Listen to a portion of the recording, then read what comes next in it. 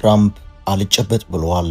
የዓለማችን ከፍ ያለውን የሰላም ኖቤል ሽልማት ለማግኘት በሚል ለግብጽ ተቆርቋሪ መስለው በየመድረኩ ብቅ ባሉ ቁጥር በኢትዮጵያ ግዙፍ ግድብ ግብጽ ሊያበቃላት ነው ጎበዝ ምን እናድርግ ሲሉ የነበሩት ዶናልድ ትራምፕ አሁን ደግሞ በቅናት ልዩነት ሐሳባቸውን ቀይረዋል። ግብጽን ጦርበይ ልክሽን ወቂያስ ብለዋል። መረጃውን አልአረቢያ አጋርቶታል። ለግብጽ ጸጉር የሚያስነጭ የትራምፕ ግልጽ አቋም ሆኖ ታይቷል። ግድቡ የማይቀየር እውነታ ነው።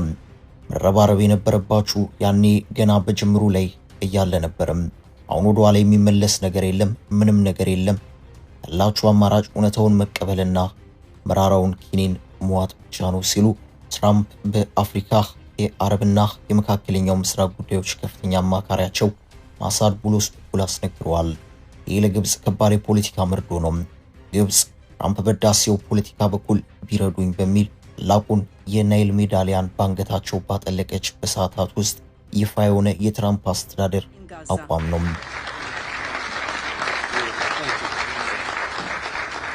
የሚገርመው ትራምፕ ይህንን ያስነገሩት ጋዛ የሰላም ስምምነት የፊርማ ስነ ስርዓት ጋር በተያዘ ግብጽ ሻርማ ሼክ ደርሰው የተመለሱ በኋላ ነበርም።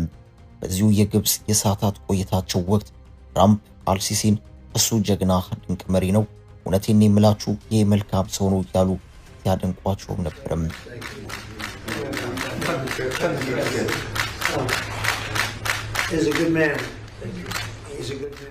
እዚሁ የግብጽ ሻርማ ሼክ ከተማ መልስ ደግሞ ታላቁ ህዳሴ ግድብ ጋር በተገናኘ የትራምፕ አስተዳደር አቋም አልሲሲን የሚያስከፋው ነው ታይቷል።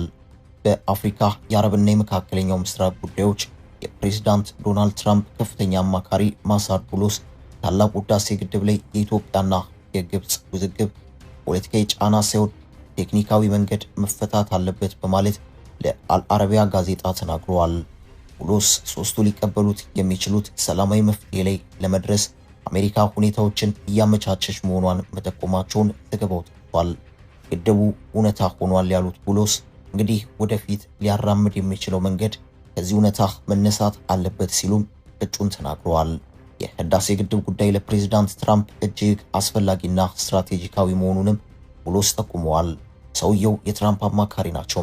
በዚህ እጅግ አንገብጋቢ ጉዳይ ላይ የመሰላቸውን ሊናገሩ የሚችሉ ሰው አይደሉም።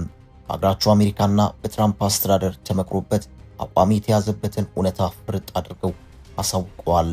ግብጽ ባለስልጣናት ደስ ሲላቸው ፖለቲካዊ መፍትሄ ከዚያም አለፍ ሲል ደግሞ ወታደራዊ አማራጭም በጠረጴዛችን ላይ መኖሩን አትርሱ በማለት የማስፈራራት ሙከራዎችን ሲያደርጉም ከርመዋል። የትራምፕ አማካሪ ግን ይህንን ሁሉ ቀዝቃዛ ውሃን አፍስሰውታል። እናንተ ሰዎች እውነት አይገባችሁም። ህዳሴው ግድብ የመሬት ላይ የማይቀር እውነታ ሆኗል። ምንም በፊት በመጀመሪያ እሱን አምናችሁ ተቀበሉ። ቀጥሎ የሚመጣው ንግግር እውነታውን በመካድ ሳይሆን እውነታውን አምኑ በመቀበል የሚጀመር መሆን አለበት በማለት ማሳድ ቡሎስ ተናግረዋል። ማሳድ ቡሎስ ይህንን መልእክት ያስተላለፉት ፕሬዝዳንት አልሲሲ ኢትዮጵያ ላይ ወታደራዊ ዛቻን ባሰሙ በቀናት ልዩነት ነው። لقد انتهجت مصر على مدار 14 عاما من التفاوض المدني مع الجانب الأثيوبي مسارا ዲፕሎማሲያ ዙሪያ ይህንን ካልን አሁን ደግሞ ፕሬዝዳንት ዶናልድ ትራምፕ ከሰሞኑ እንዴት የዓለም መሪዎችን ጭብድግ አድርገው ከባድ የንቀት ካባን እንዳከናነቡ መረጃውን እናደርሳቸው። በመሃል አዲስ አበባ ጀሞ 1 ግንባታቸው 90% የተጠናቀቁ አፓርታማ ቤቶችን በ10% ቅድመ ክፍያ ብቻ ከዳኮርድ ሪል ስቴት ከ4 ወር እስከ 1 ዓመት ድረስ ጥንቅቅ ብለው የሚረከቧቸውን ቤቶች ከ623 ሺህ ብር ቅድመ ክፍያ ጀምሮ አቀረብንላችሁ። ባለ 1 ባለ 2 እና ባለ 3 መኝታ ቤቶችን ከ80 ካሬ እስከ 135 ካሬ ድረስ 10% ብቻ ከፍለው በወራት ውስጥ ቤቶን ይረከቡ። ዘመናዊ አፓርታማው የከርሰ ምድር ውሃ፣ ሰፊ ቴራስ፣ በቂ ልጆች መጫወቻ እንዲሁም በቂ መኪና ማቆሚያ የተሟላለት ነው። ይምጡ ይጎብኙን። በወራት የሚገቡበትን ቤቶን ገዝተው ይመለሳሉ። 70/30 የብድር አገልግሎትም ማዘጋጅተናል። ለበለጠ መረጃ በ0911057674 ይደውሉ። ዳኮርድ በልዩነት የተገነባ። ትራምፕ ከእንግሊዙ ጠቅላይ ሚኒስትር ኬር ስታርመር እስከ ጣሊያኗ ጠቅላይ ሚኒስትር ጆርጂያ ሚሎኒ ድረስ ግብጽ ሻርማ ሼክ ድረስ ጠርተው ያንዳንዳቸውን በስም በመጥራት የንቀታቸውን ጥግ አሳይተዋል። በትራምፕ በዚህ ድርጊትም ዓለም ጉድ ብለዋል። ቆዳ ስፋታቸው፣ የህዝባቸው ብዛት ወይንም ያላቸው የቴክኖሎጂና የሀብት አቅም ግምት ውስጥ ሳይገባ አገራት እኩል ናቸው የሚባል ዓለም አቀፍ ተቀባይነት ያለው መርህ አለ። በዚያው መጠን አገራቱን የሚወክሉት መሪዎችም በዓለም አቀፍ መድረኮች ላይ ያላቸው መወከልም ቢሆን እኩል ነው የሚለው ታሳቢነት በዚሁ መሰረት የሚሄድ ነው። እናም የአሜሪካው ፕሬዝዳንት ከጅቡቲው ፕሬዝዳንት ጋር የሚሆን ከሃይቲው መሪ ወይም ከሶማሊያው ፕሬዝዳንት ጋር ያላቸው ግንኙነት የሚመዘነው በአቻነት የግንኙነት ሚዛን ነው ማለት ነው። ፕላኔታችን ሀያሉ ሀገር መሪ ፕሬዝዳንት ዶናልድ ትራምፕ እና 30 ዓመታት ሀገር መሆን አቅቷት በዓለም አቀፍ ሰላም አስከባሪዎች ድጋፍ የቆመችው ሶማሊያ ፕሬዝዳንት ሐሰን ሼክ መሐመድ በአንድ መድረክ ላይ ቢገናኙ አቻናቸው ተብሎ ይታሰባል። ትራምፕ የመሪ አክብሮትና ተንኮልም የሚመነጨው ከዚሁ አቻ ከሚለው ጽንሰ ሐሳብ በመነሳት ይሆናል ማለት ነው። ይህ ዓለም አቀፍ ተቀባይነት ያለው መርህና አሰራር ግን በትራምፕ በኩል ሲሰራበት አይታየም። ትራምፕ እንደ ልቡ ሆኗል። ተንኮልና አክብሮት የሚሉት ቃላቶች ከእሳቸው ጭንቅላት ውስጥ ተሰውረዋል። ትራምፕ ከአሜሪካ መሪነት አለቀው ራሳቸውን የዓለም መሪ አድርገው የሚያዩ ሰው ናቸው። ለሁለተኛ ጊዜ ስልጣን ይዘው ነጩን ቤተ መንግስት በረገጡ በቀናትና በሳምንታት ውስጥ በርካታ መሪዎችን ጠርተው በጋዜጦችና በቀጥታ ስርጭቶች ላይ ከፍ ዝቅ አድርገዋቸዋል። የዩክሬኑ ፕሬዝዳንት ቮሎዲሚር ዜሌንስኪ የመጀመሪያው ከፍ ዝቅ ተደርገው በዓለም ፊት በትራምፕ ስቃያቸውን ያዩ ሰው የነበሩ መሆኑ የሚታወስ ነው።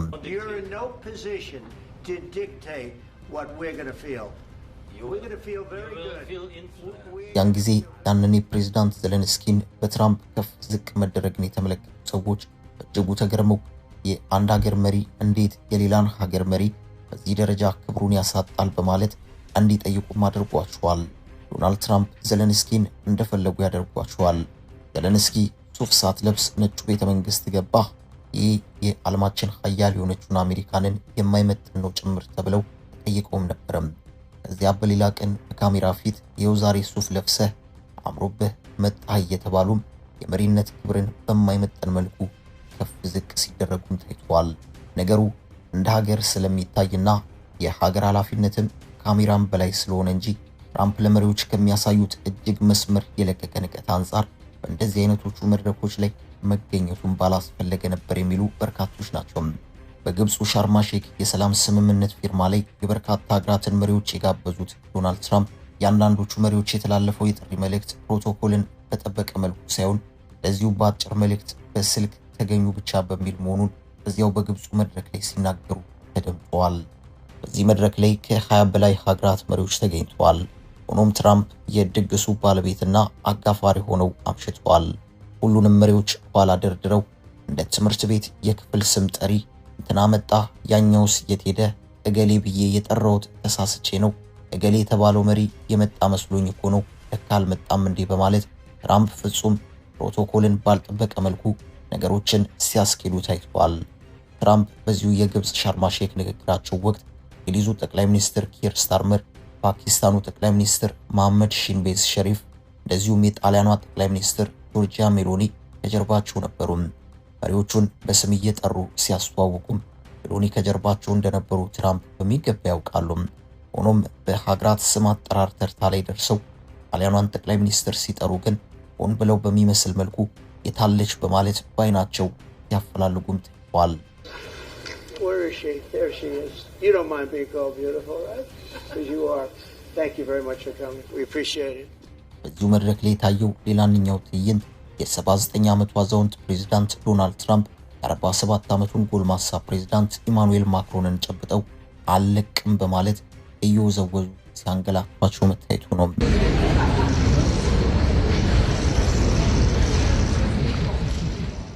ትራምፕ መላ ሰውነትን በሚወዘውዝ አጨባበጥ ጥርምጥን ያሉትን ኢማኑኤል ማክሮንን ሲፈታተኗቸው ይህ የመጀመሪያ አይደለም።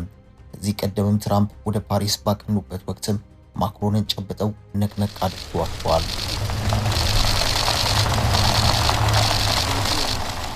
እንግዲህ ያለው እውነታ ሆኖም በመሪዎች መካከል ልዩነቱን እየፈጠሩ አንዱ በክብር ጥግ ከፍ ማድረጉ ሌላውን የክብርን እንጥፍጣፊ ማሳየት አለመፈለጉ ለምን መጣ የሚለውን የሚያውቁት ትራምፕና ትራምፕ ብቻ ናቸው።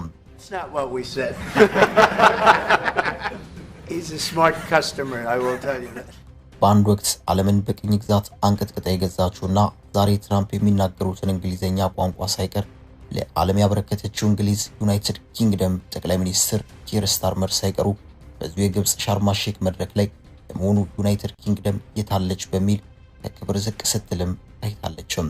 እንደ አንድ ጠሪ ሀገራቸው ዩናይትድ ኪንግደም በትራምፕ ስትጠራ በቦታው መገኘታቸውን ለማሳየት የእንግሊዙ ጠቅላይ ሚኒስትር ኬር ስታርመር አቤት ከማለት አልፈው እጃቸውን ሲያወጡም ታይተዋል።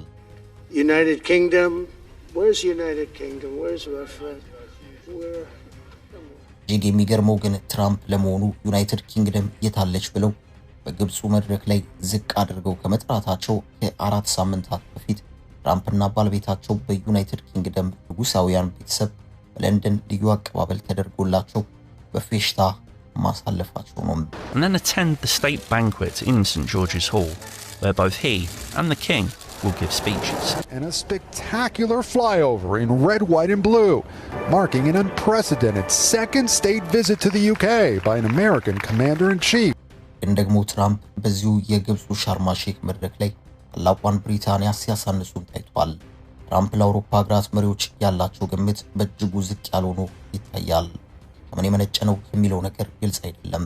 ትራምፕ የአውሮፓ ህብረት አሜሪካንን ለመቀናቀን የተፈጠረ ህብረት ነው፣ ይህ መታወቅ አለበት፣ ለምን ይዋሻል በማለት በአንድ መድረክ ላይ ሲናገሩ ተደምጠዋል። The European Union was formed in order to screw the United States. That's the purpose of it. And they've done a good job of it. በዓለማችን የሀገራት መሪዎች ትራምፕ ክብር ያላቸው ሆኖ የሚታየው የሁለት ሀገራት መሪዎች ብቻ ነው። አንደኛው የእስራኤሉ ጠቅላይ ሚኒስትር ቤንያሚን ኔታንያሁ ሲሆኑ ሌላኛው ደግሞ ፕሬዝዳንት ቭላድሚር ፑቲን ናቸው። ትራምፕ ሁለቱን ሰዎች በቃልም በተግባርም ከፍ ያለ ክብር ሲሰጡ ይታያል። ፕሬዝዳንት ኢማኑኤል ማክሮንን ጨብጠው እየወዘወዙ ቀኝ ከግራ የሚያላጓቸው ትራምፕ የአውሮፓ ሀገራት መሪዎችን የታላችሁ በማለት ከፍ ዝቅ የሚያደርጓቸው ትራምፕ የዩክሬኑን ፕሬዝዳንት ቮሎዲሚር ዘለንስኪን ቁም ስቅል ያሳዩት ዶናልድ ትራምፕ በሌላ አቅጣጫ ደግሞ በነጩ ቤተ መንግስት ጠቅላይ ሚኒስትር ቤንያሚን ኔታንያሁን ወንበር ስበው ሲያስቀምጡ ታይተዋል።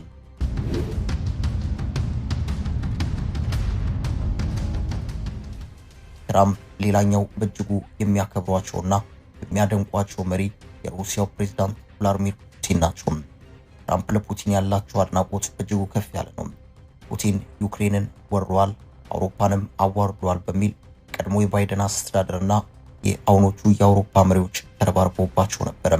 ሌላው ቀርቶ ፑቲንን በዓለም አቀፉ የወንጀል ፍርድ ቤት ICC ሳይቀር የእስር ማዘዣ እንዲወጣባቸው